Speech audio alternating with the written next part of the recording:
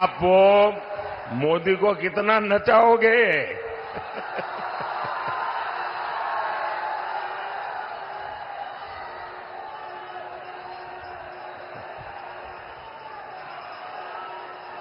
वो एसपीजी वालों को कहिए वो मोदी को कब्जा कर ले।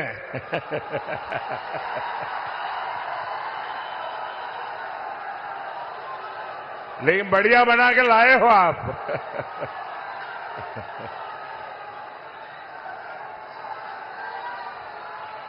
आपका बहुत बहुत धन्यवाद जी। बोलिए भारत माता की, भारत माता की। ये एसपीजी वालों को दे दीजिए। हाँ,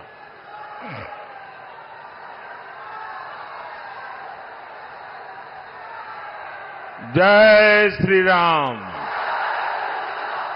जय श्री राम। मैं आप सभी को अयोध्या में राम मंदिर के निर्माण की बहुत बहुत बधाई देता हूं।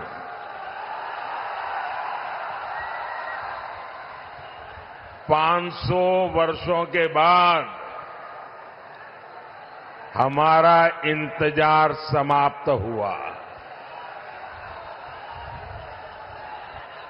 500 साल तक ये हमारे पूर्वज संघर्ष करते रहे, बलिदान देते रहे और कभी भी निराश नहीं हुए। हमारे पूर्वजों को पता था कभी न कोई बेटा पैदा होगा,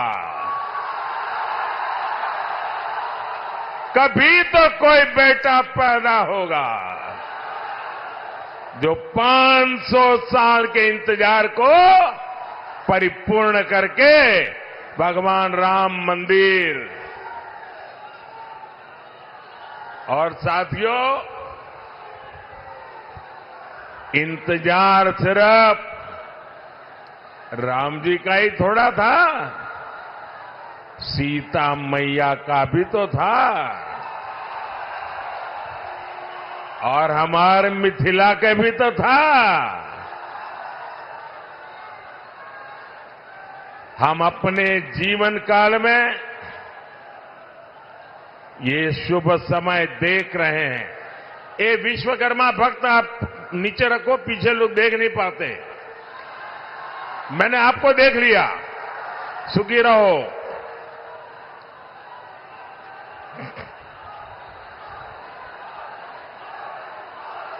ये शुभ समय, ये हमारे लिए बहुत बड़ी बात है। साथियों, जब अयोध्या में रामलला की प्राण प्रतिष्ठा हो रही थी, तब मैंने कहा था कि अब भारत आने वाले 1000 साल का भविष्य लिखेगा। कई बार इतिहास की एकाध घटना भी कई शताब्दियों का भाग्य तय कर देती है।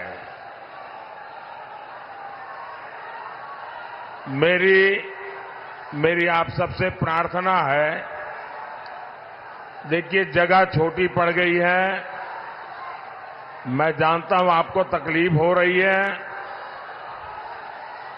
हो सकता है आप मुझे देख ना पाते हो, लेकिन उसके लिए हमें क्षमा करें। आराम से जहां है वहां खड़े रह करके मुझे सुनिए, और अगर आवाज कम करेंगे तो मुझे बोलने की सुविधा बढ़ेगी। तो आपके आशीर्वाद है। मैं बोलना शुरू करूं? आप शांति रखोगे? आप इतने अच्छे लोग हैं। आज से 1000 साल पहले जब पश्चिम से भारत पर हमले होने शुरू हुए थे, तब किसी ने नहीं सोचा था कि भारत 1000 साल की गुलामी में गिर जाएगा। जो बिहार देश को दिशा दिखाता था, वो ऐसे संकटों से घिरा कि सब कुछ तबाह हो गया। लेकिन साथियों, भारत के भाग्य ने आज एक बार फिर करवट ली है। बिहार के भाग्य ने एक बार फिर करवट ली है। 21वीं सदी में ये कालखंड ऐसा आया है जब भारत फिर से अपनी सारी बेड़ियां तोड़कर उठ खड़ा हुआ है। आज भारत की दुनिया में जो साख है ना, वो नई ऊंचाई पर है। आज भारत चांद पर पहुंच गया है, जहां कोई नहीं पहुंचा। 10 साल पहले हम दुनिया की 11वें नंबर की अर्थव्यवस्था थे। सिर्फ 10 साल में हम दुनिया की 5वें नंबर की अर्थव्यवस्था बन चुके हैं।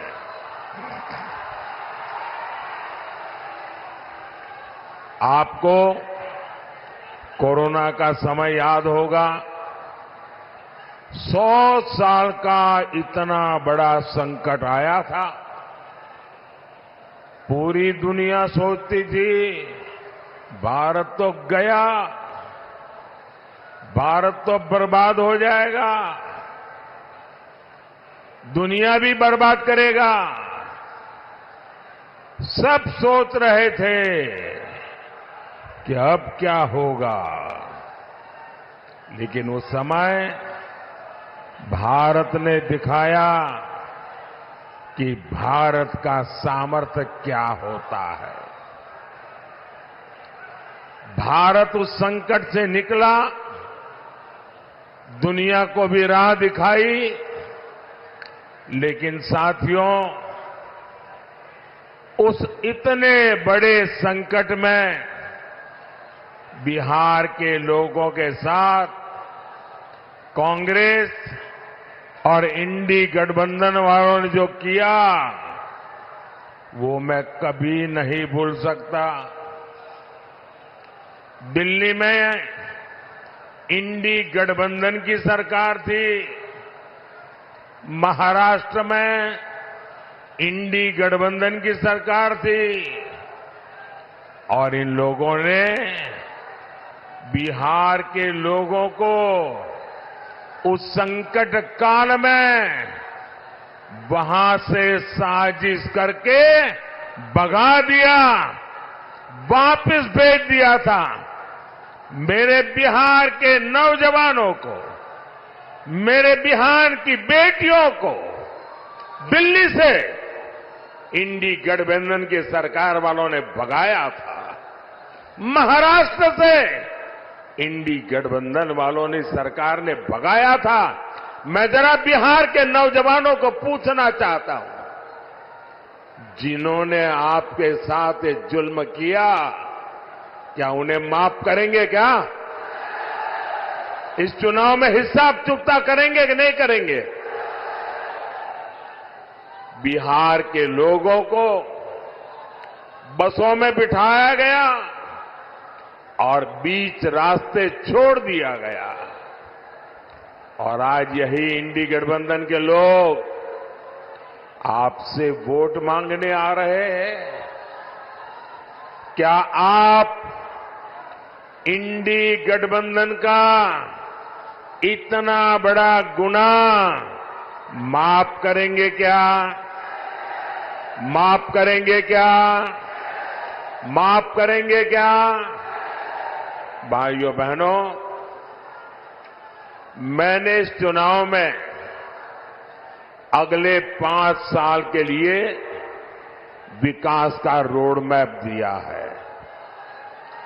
मैंने 25 साल का विजन देश के सामने रखा है। लेकिन ये भी जरूरी है हम अतीत का भी ध्यान रखें।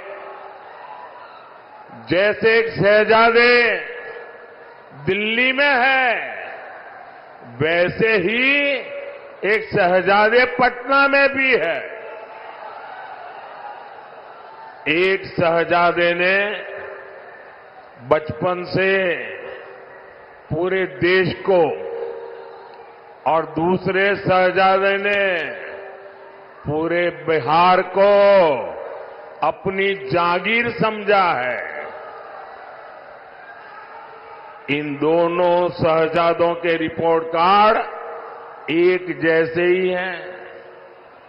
इनके रिपोर्ट कार्ड में सिवाय घोटालों और बेलगाम कानून व्यवस्था के सिवाय कुछ भी नहीं है।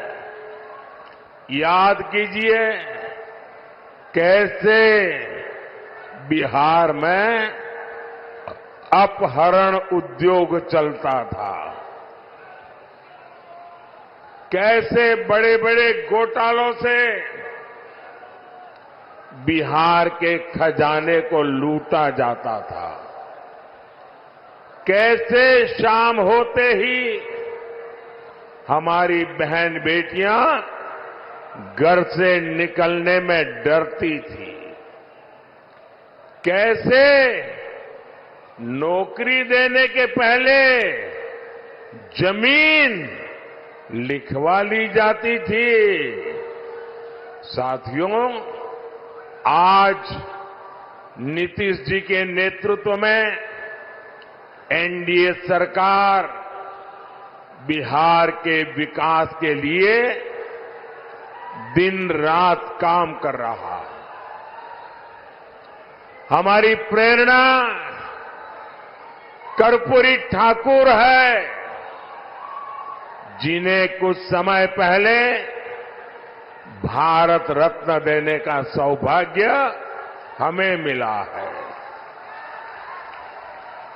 पिछले 10 साल में बिहार में हमने 40 लाख गरीबों को पक्के घर दिए हैं। करीब 1.25 करोड़ गैस कनेक्शन दिए हैं। आज गरीबों को मुफ्त राशन, मुफ्त इलाज मिल रहा है। और अब मोदी ने ये भी तय किया है कि आपके परिवार में बिहार में कोई भी 70 साल की ऊपर के बुजुर्ग होंगे तो अब उनके संतानों को उनकी बीमारी में इलाज का खर्चा नहीं उठाना पड़ेगा। अब ये खर्चा दिल्ली में आपका ये बेटा उठाएगा।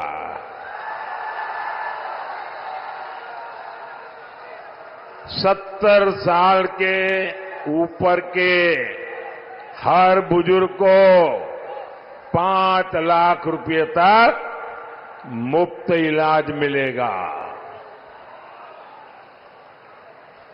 मेरे बिहार के साथियों, मेरे दरभंगा के साथियों, मेरा एक काम करोगे? जरा हाथ ऊपर करके बताइए, करोगे? पक्का करोगे? देखिए, एक काम करना, जब आए भी इन दिनों गांव-गांव जाते होंगे, मोहल्ले में जाते होंगे, छोटी छोटी बस्तियों में जाते होंगे, अगर वहां पर कोई परिवार ऐसे आपके ध्यान में आ जाए जिनको अभी पक्का घर मिलना बाकी है, गैस का कनेक्शन मिलना बाकी है, नल से जल का कनेक्शन बाकी है, आयुष्मान का कार्ड नहीं पहुंचा है, तो उनको कह देना कि मोदी जी की गारंटी है, 4 जून के बाद नई सरकार बनने के बाद हम 3 करोड़ नए घर बनाने वाले हैं। तो आप मेरी तरफ से उन सब परिवारों को गारंटी दे देना, मेरे लिए तो आप ही मोदी है। साथियों, दरभंगा का एयरपोर्ट हो, रेलवे स्टेशन हो, अमृत भारत ट्रेन हो, आधुनिक सड़कें हो, हर तरफ काम हो रहा है।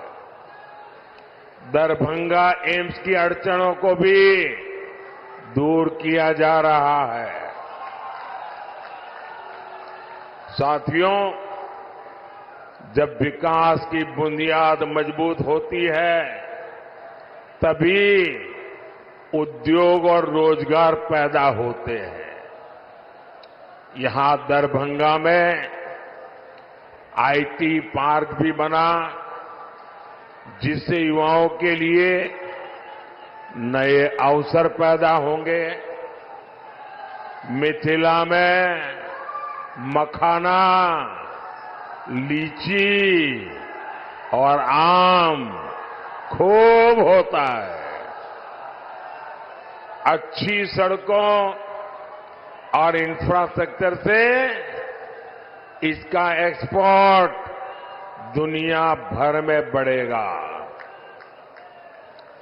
यहां के मखाने को दुनिया तक पहुंचाने के लिए हमारी सरकार ने मखाने को जीआई टैग दिया है। साथियों, हमने बिहार में महिला स्वयं सहायता समूहों को 42,000 करोड़ रुपए की सहायता बैंकों से दी है। 42,000 करोड़ रुपया। दरभंगा, मधुबनी में 11 लाख महिलाएं इन समूहों से जुड़ी है।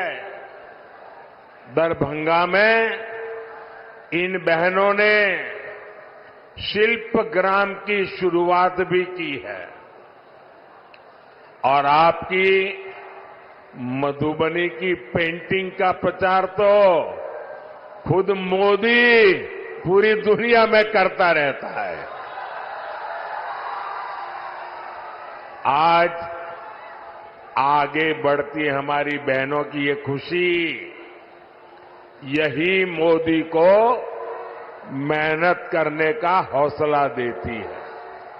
साथियों, आपको पता है कि संविधान ने लंबी चर्चा के बाद हमारा संविधान बना, तब एक मुद्दे पर सबसे ज्यादा चर्चा हुई थी। बाबा साहब आम्बेडकर थे, डॉक्टर राजेंद्र बाबू थे, देश के बड़े बड़े विद्वान थे और संविधान में धर्म के आधार पर आरक्षण देना कि नहीं देना, इस पर गंभीर चर्चा हुई। और बाबा साहब के नेतृत्व में संविधान सभा ने 75 साल पहले तय किया कि हमारे देश में धर्म के आधार पर आरक्षण नहीं दे सकते हैं, देश को फिर से नहीं बांट सकते हैं। बाबा साहब आम्बेडकर ने इसके विषय में खुले आम वकालत की कि धर्म के आधार पर आरक्षण नहीं होगा। इतना ही नहीं, पंडित नेहरू ने भी धर्म के आधार पर आरक्षण का विरोध किया। लेकिन अब जब हमारे गरीब एससी, एसटी, ओबीसी का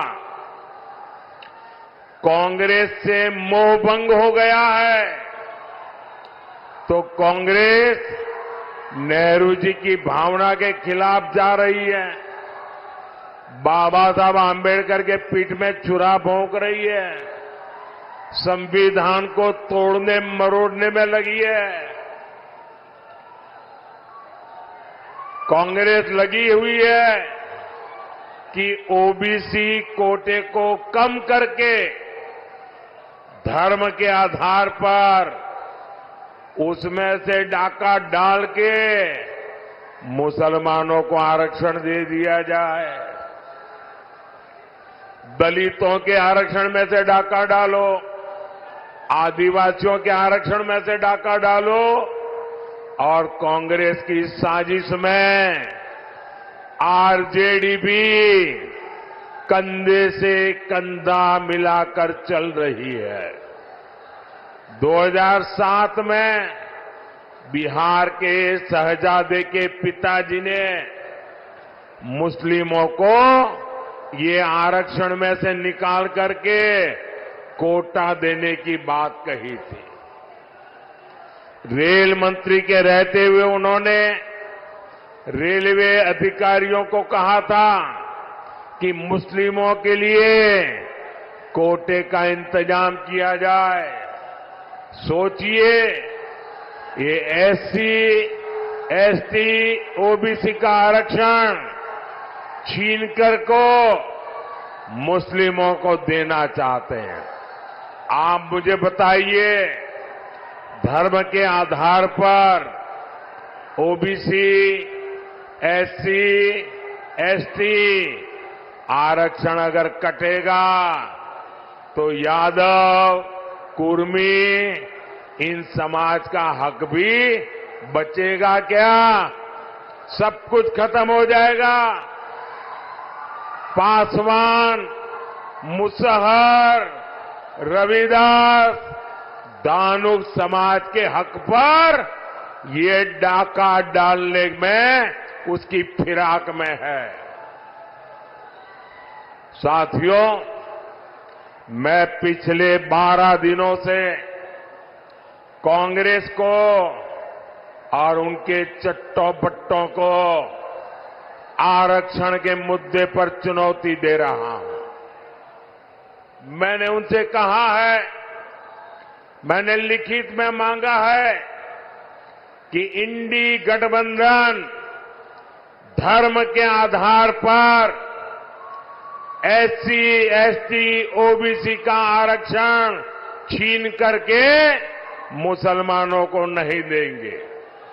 धर्म के आधार पर आरक्षण के लिए संविधान के साथ खिलवाड़ नहीं करेंगे, लेकिन इनके पेट में पाप है। 12 दिन से मैं मांग कर रहा हूं, ये चुप बैठे हैं।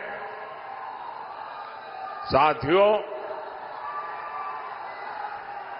मैं आपको विश्वास दिलाता हूं,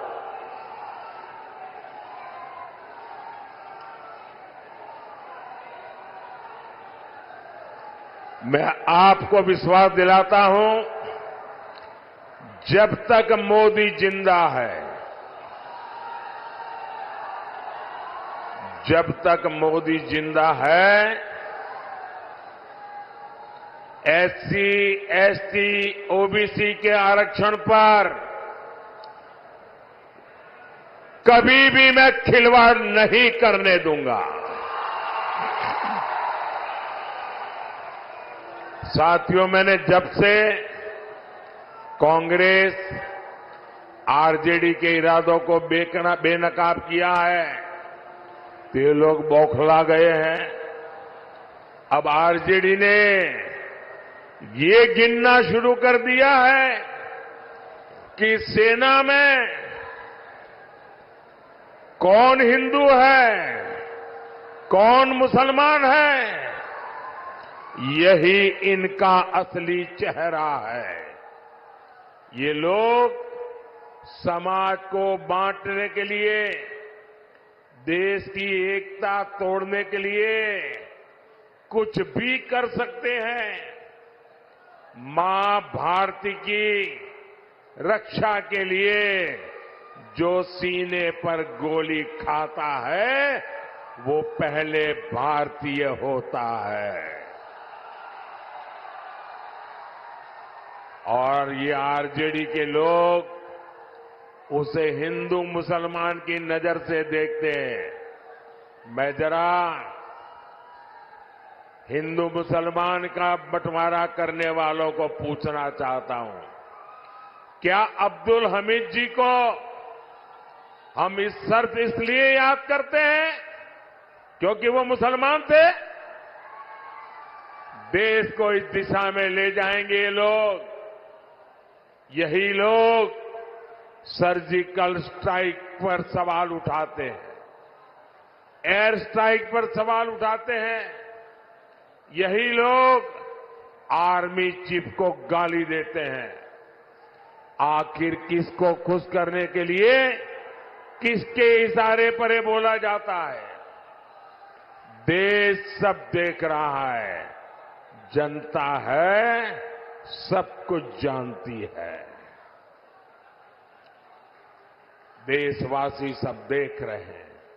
साथियों, आरजेडी का इतिहास सामाजिक न्याय का मुखौटा लगाकर हमेशा तुष्टीकरण करने का रहा है। जब गोधरा में कार सेवकों को जिंदा जलाया गया था, तब रेल मंत्री ये शाहजादे के बेटे थे जो सजा काट रहे हैं और जमानत पे घूम रहे हैं। उन्होंने दोषियों को बचाने के लिए सुप्रीम कोर्ट के एक जज की कमेटी बनाई, बेन राजी कमेटी। सोनिया बहन का राज था ना, और इसलिए उन्होंने बेन राजी कमेटी बनाई थी। वो जज का नाम बेनर्जी था तो लोग बेन राजी बोलते थे। और उससे ऐसा रिपोर्ट लिखवाया कि 60 कार सेवकों को जलाने वाले निर्दोष छूट जाए। लेकिन ये रेल मंत्री जो अभी जेल में जिंदगी गुजारने के लिए मजबूर है, जमानत पे घूम रहे हैं, अदालत ने उनके इस रिपोर्ट को कूड़े कचरे में फेंक दिया और उन सबको सजा सुनाई। फांसी तक की सजा हो गई। पूरी दुनिया को पता था कि कार सेवकों को जिंदा जलाया गया था, लेकिन तब फर्जी जांच रिपोर्ट बनवाकर कार सेवकों पर ही दोष मढ़ने की साजिश रची गई थी। यही इनका इतिहास है, यही इनकी सच्चाई है। साथियों, हमें बिहार को लालटेन के दौर में वापिस नहीं जाने देना है। अभी आपको पता होगा, ये शहजादे दिल्ली वाले एक नई बात लेके आए हैं। आप मुझे बताइए भाइयों बहनों, हमारे परिवार में जो माता पिता होते हैं वो मेहनत करके कुछ न कुछ बचत करते हैं कि नहीं करते हैं? कुछ न कुछ बचाते हैं। उनके मन में रहता है कि एक छोटा सा घर बना दो, बच्चों को काम आ जाएगा। एक छोटी सी गाड़ी ला दो, बच्चों को काम आएगी। खेत खरीद के रखो, बच्चों को काम आएगा। हर मां बाप के मन में ये इच्छा रहती है कि वो अपने मरने के बाद बच्चों को कुछ न कुछ देकर के जाए। हर मां बाप की इच्छा रहती है। अब एक कांग्रेस ऐसा कानून बनाना चाहती है कि दिल्ली में उनकी सरकार बनेगी तो आपके मां बाप ने जो कमाया है वो अब आपको नहीं मिलेगा।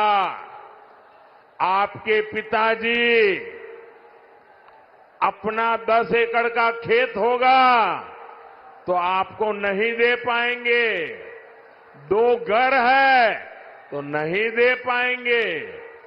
आधा ये इनकी सरकार छीन लेगी।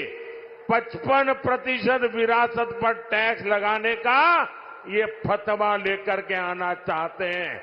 क्या आपकी मेहनत की कमाई किसी सरकार को लूटने देंगे? किसी सरकार को लूटने देंगे? ये कांग्रेस वालों को लूटने देंगे? ये आरजेडी वालों को लूटने देंगे?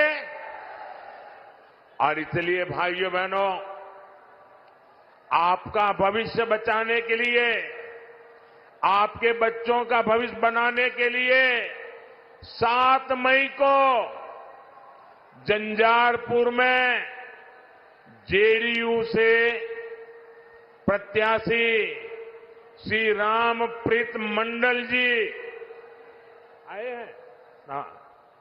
13 मई को दरभंगा में बीजेपी से श्री गोपाल ठाकुर जी और समस्तीपुर से एलजेपी की हमारी बेटी श्रीमती सांभवी चौधरी जी, पूरे हिंदुस्तान की सबसे छोटी उम्र की बेटी चुनाव लड़ रही है।